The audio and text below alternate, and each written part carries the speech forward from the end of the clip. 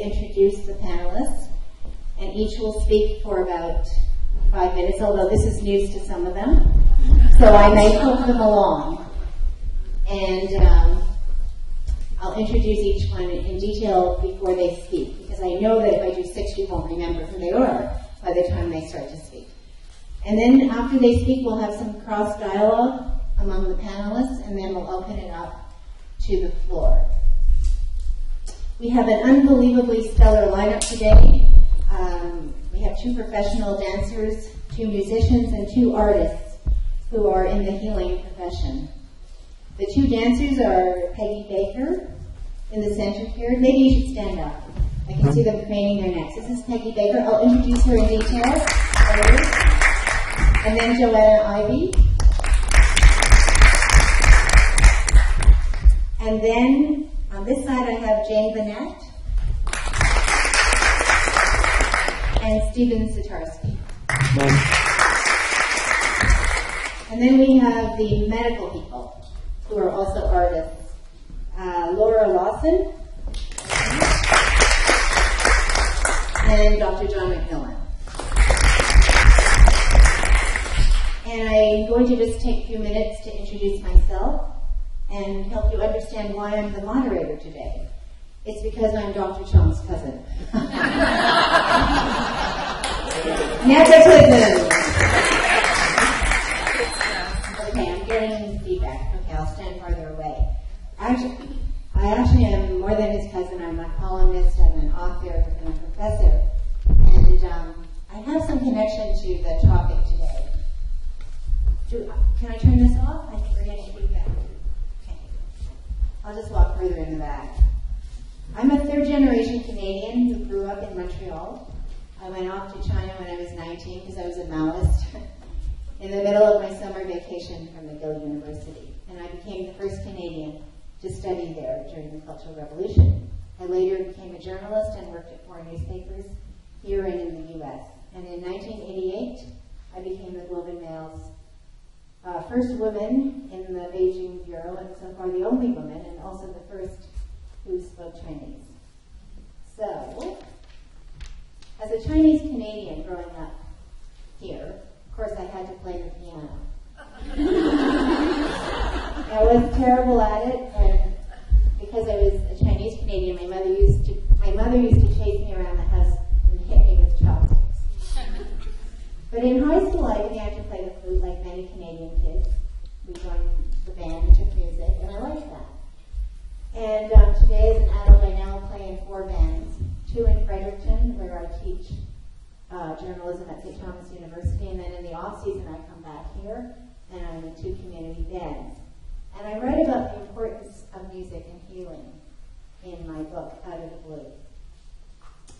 And as a journalist, I've been constantly aware of physical problems of the jaw. We have carpal tunnel, we have eye strain, we have neck problems because we're always hunched over a laptop. But ironically, it was while working undercover as a maid that I developed actual carpal tunnel syndrome, and actually called John at the time. He said, I don't know what's going on. I'm waking up in the middle of the night and my hand is buzzing. And he said carpal tunnel syndrome. And he confirmed it in testing at his office. But I never really understood the mental risks tied to my work. Like music and like dance, journalism is really a performance art because our work is always public. And we are only as good as our last story. Like you, we perform to the clock. Yours is called curtain time, when you must go on stage, whether your hand is broken or not, as Jane Bennett did. I saw her at Kerner Hall. She was on stage performing with her hand in bandages. Was it a bandage or a cast, or what was it? A brace. A brace. Ours are called deadlines, but really they're the same. The clock is there and you've got to perform. And like you, the work of journalists often involves taking physical and emotional risks. And like artists, we understand very little about those aspects. Dr. Mate talked about the intersection between creativity and pain and sensitivity. And I think journalists also need that. Because if we're not sensitive, we don't even see what's going on. We don't observe the story. We don't see what people are feeling. So we need to be very sensitive like you do. But unlike the arts or any other profession except maybe ambulance workers, police, firefighters, and soldiers, we run towards danger. When 2 planes crash into the World Trade Center, we head towards New York City. I covered the 1989 massacre at Tiananmen Square, and I did not realize the toll it took on me as a journalist. And months later, when I would be talking to my news assistant about something else, one of us would start to cry and the other would join in. In art, as in journalism, the topics of workplace stress and workplace injury remain taboo topics. In journalism, we never talk about post-traumatic stress disorder, at least not for ourselves. In 2006, I covered a school shooting in Quebec, and to make a long story short, there was a huge racist backlash. There was a unanimous denunciation in Parliament, and the worst part was my newspaper hung me out to dry. I fell into a clinical depression, the worst of my life. The first of my life, so it was the worst of my life. The biggest betrayal of all was when the Globe and Mail and the insurance company said, "You're not sick, get back to work," and then they fired me. I fought back and ultimately won. And that tale of workplace depression and recovery is the subject of my new book, Out of the Blue. I had a contract with Doubleday Canada to publish it. The Globe and Mail made a call to Doubleday, and what happened?